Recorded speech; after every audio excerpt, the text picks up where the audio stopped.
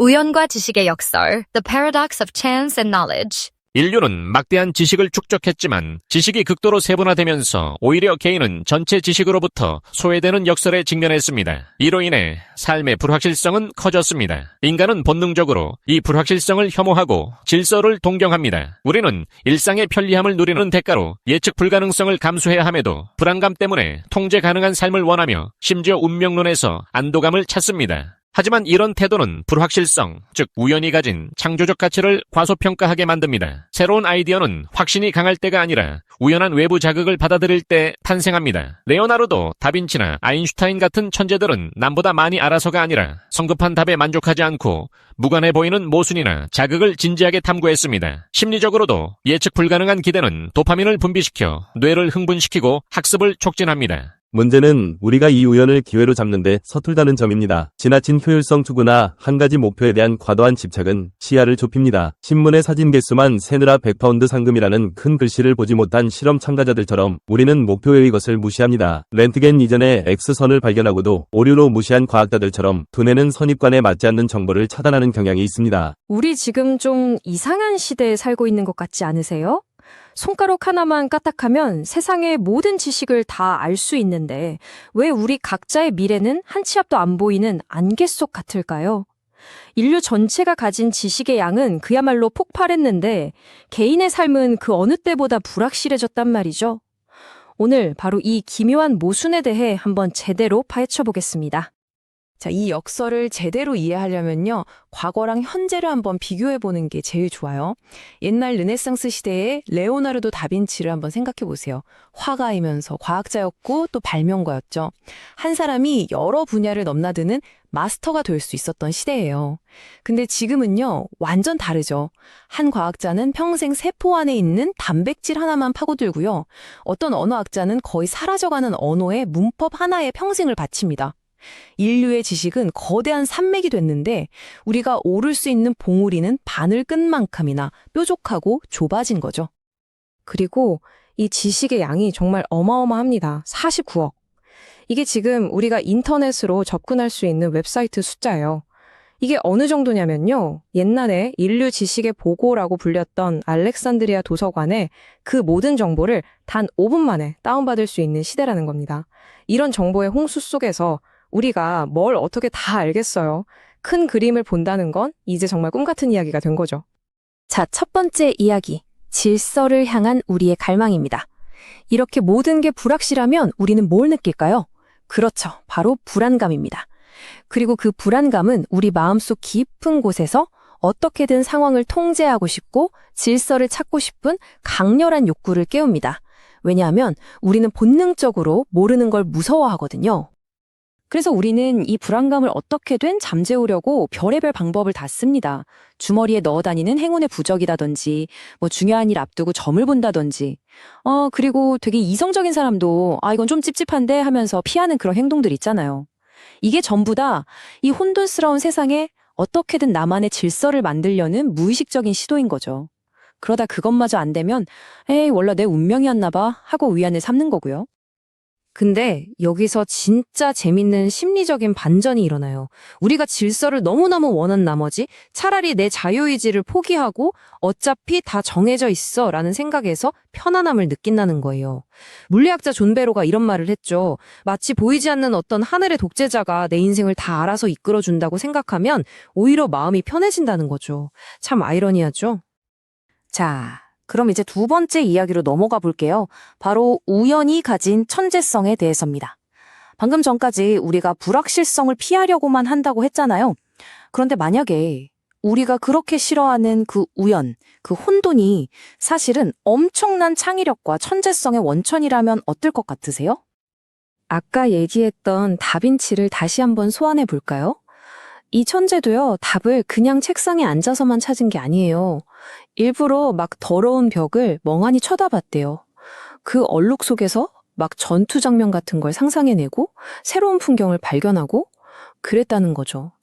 그러니까 잘 정리된 지식이 아니라 완전 무질서한 우연에서 영감을 얻었던 거예요.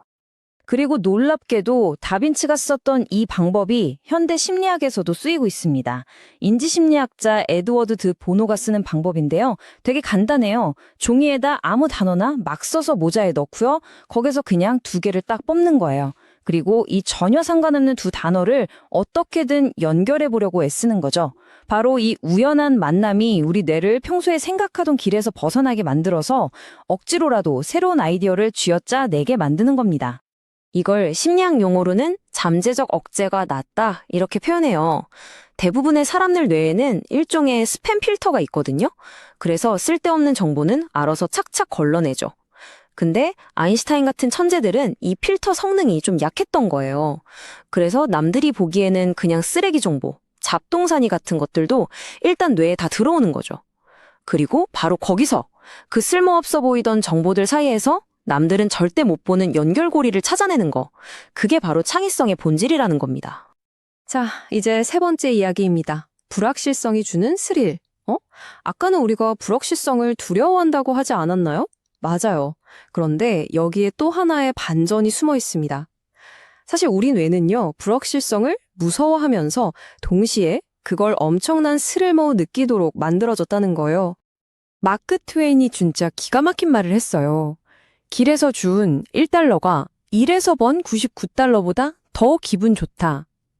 다들 공감하시죠? 이 예상치 못한 기쁨. 이게 그냥 기분 탓이 아니라 과학적인 이유가 있습니다. 핵심은 우리 뇌에 있어요. 뇌과학이죠. 우리 뇌는요, 보상을 딱 받았을 때보다 혹시 보상을 받을지도 몰라? 하는 그 불확실한 기대감에 도파민이라는 걸 막 뿜어내요. 이게 바로 우리를 기분 좋게 만들고 집중하게 만들고 더 빨리 배우게 하는 마법의 물질인 셈이죠. 도박이나 게임에 빠지는 이유, 그리고 약간의 밀당이 있는 연애가 더 설레는 이유가 바로 이겁니다. 그런데 말이죠. 이렇게 뭔가에 확 집중하는 게 항상 좋기만 할까요? 오히려 너무 집중해서 더 중요한 걸 놓치고 있지는 않을까요? 심리학자 리처드 와이즈맨이 이걸 보여주는 아주 유명한 실험을 하나 했습니다. 자, 실험은 진짜 간단해요. 참가자들한테 신문을 한 부씩 나눠주고 딱 한 가지 미션을 줍니다. 이 신문에 사진이 총 몇 개 있는지 세어보세요. 목표가 아주 명확하죠? 그러니까 사람들은 당연히 막 눈에 불을 켜고 사진 개수를 세기 시작한 거예요. 대부분의 사람들은 한 2분 넘게 낑낑대면서 사진을 셌어요. 근데 사실 신문 이면에 엄청나게 큰 글씨로 이렇게 쓰여 있었거든요. 그만 세세요. 이 신문에는 사진이 43개 있습니다. 그런데 이걸 본 사람이 거의 없었어요. 왜냐? 사진을 센다는 목표에 너무 모몰돼서 바로 눈앞에 있는 정답을 못 본 거죠. 근데 놓친 게 시간뿐만이 아니었어요. 이게 진짜 대박입니다. 몇 장 뒤에 신문지면의 거의 절반을 차지하는 크기로 이런 메시지가 있었어요. 이 문장을 봤다고 실험맨한테 말하면 100파운드 드립니다. 이 사람들은 눈앞의 과제에만 집중하다가 공짜로 돈을 벌 수 있는 훨씬 더 큰 기회를 날려버린 거예요. 이 실험이 뭘 보여주겠어요? 지나친 집중이 우리를 얼마나 바보로 만드는지, 얼마나 시야를 좁게 만드는지를 보여주는 거죠. 자, 그럼 이제 마지막 네 번째 이야기입니다. 구불구불한 길을 받아들이는 법에 대해서요. 그럼 어쩌라는 걸까요? 목표 같은 거 다 버리고 살아야 할까요? 아니요, 그건 아닙니다.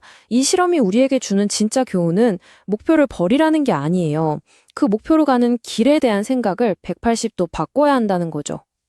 우리는 보통 성공하는 삶을 A 지점에서 B 지점으로 한 번에 날아가는 직선 화살처럼 생각하잖아요. 하지만 현실은 어때요? 사실은 구불구불한 길에 훨씬 가깝죠. 그리고 진짜 대박 기회들은요, 앞만 보고 달릴 때가 아니라 길 옆에 뭐가 있나 하고 두리번거릴 때 나타나는 법이거든요. 예를 하나 들어볼게요. 오페라를 엄청 좋아하는 사람이 있어요. 근데 친구한테 거의 끌려가다시피 해서 축구 경기를 보러 간 거예요. 경기는 당연히 너무 지루하죠. 그런데 하프타임에 옆자리에 앉은 사람이랑 그냥 심심해서 말을 텄는데 세상에 이 사람이 내가 몇 달 동안 찾아 헤매던 바로 그 완벽한 아파트에 대한 정보를 알고 있는 거예요. 원래 계획과는 전혀 상관없는 이 딴짓에서 인생의 돌파구가 열린 거죠.